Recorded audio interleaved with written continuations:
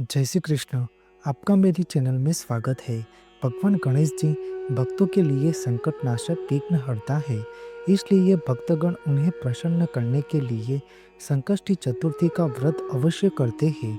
फाल्गुन माह के कृष्ण पक्ष की चतुर्थी तिथि को द्विज प्रिय संकष्टी चतुर्थी का व्रत किया जाता है। द्विज प्रिय संकष्टी चतुर्थी का व्रत 16 फरवरी 2025 यानी कि रविवार के दिन रखा जाएगा।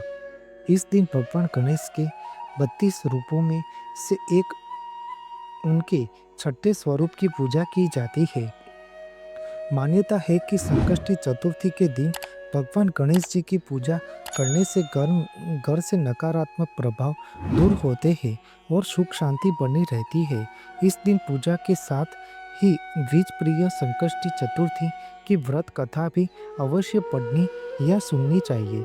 किसी भी माह की चतुर्थी भगवान गणेश जी को समर्पित होती है। यह मान्यता है कि इस दिन व्रत करने और कथा सुनने मात्र से ही भगवान गणेश जी का आशीर्वाद बना रहता है और जीवन में सुख शांति और समृद्धि में अच्छी वृद्धि होती है। निसंतान को संतान प्राप्ति होती है। किसी भी व्रत की कथा का श्रवण करने से पहले हाथ में कुछ अक्षत के दाने रखना जरूरी है। द्विज प्रिय संकष्टी चतुर्थी मनाने के पीछे कई पौराणिक कथा जुड़ी हुई है, लेकिन उन सब में सबसे ज्यादा प्रचलित कथा भगवान शिव और माता पार्वती के बीच हुई चौपड़ खेल प्रतियोगिता से जुड़ी हुई है। एक बार माता पार्वती और भगवान शिव नंदी के पास बैठे हुए थे, तभी अचानक माता पार्वती ने चौपड़ खेलने की अपनी इच्छा व्यक्त की, लेकिन समस्या की बात यह थी कि वहां उन दोनों के अलावा तीसरा कोई नहीं था जो इस खेल में निर्णायक की भूमिका निभाए। इस समस्या का समाधान निकालते हुए भगवान शिव और माता पार्वती ने मिलकर एक मिट्टी की मूर्ति बनाई और उसमें प्राण डाल दिया। मिट्टी से बने बालक को दोनों ने यह आदेश दिया कि तुम खेल को अच्छी तरह से देखना और यह फैसला लेना कि कौन जीता और कौन हारा। खेल शुरू हुआ, जिसमें माता पार्वती बार बार भगवान शिव को मात देकर विजयी हो रही थी। खेल चलते रहा, लेकिन एक बार गलती से बालक ने माता पार्वती को हारा हुआ घोषित कर दिया। बालक की इस गलती ने माता पार्वती को बहुत क्रोधित कर दिया, जिसकी वजह से गुस्से में आकर बालक को श्राप दे दिया और वहां लंगड़ा हो गया। बालक ने अपनी भूल के लिए माता से बहुत क्षमा मांगे और उसे माफ कर देने को कहा। बालक के बार बार निवेदन को देखते हुए माता ने कहा कि अब श्राप वापस तो नहीं लिया जा सकता, लेकिन वह एक उपाय बता सकती है जिससे वह श्राप से मुक्ति पा सकेगा।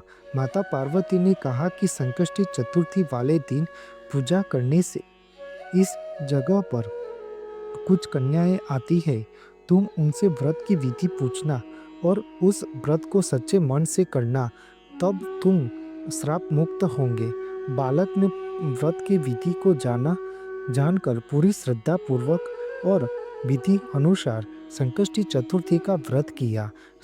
उसकी सच्ची भावना एवं आराधना से भगवान गणेश जी प्रसन्न हुए और उसकी इच्छा पूर्ति के लिए पूछा।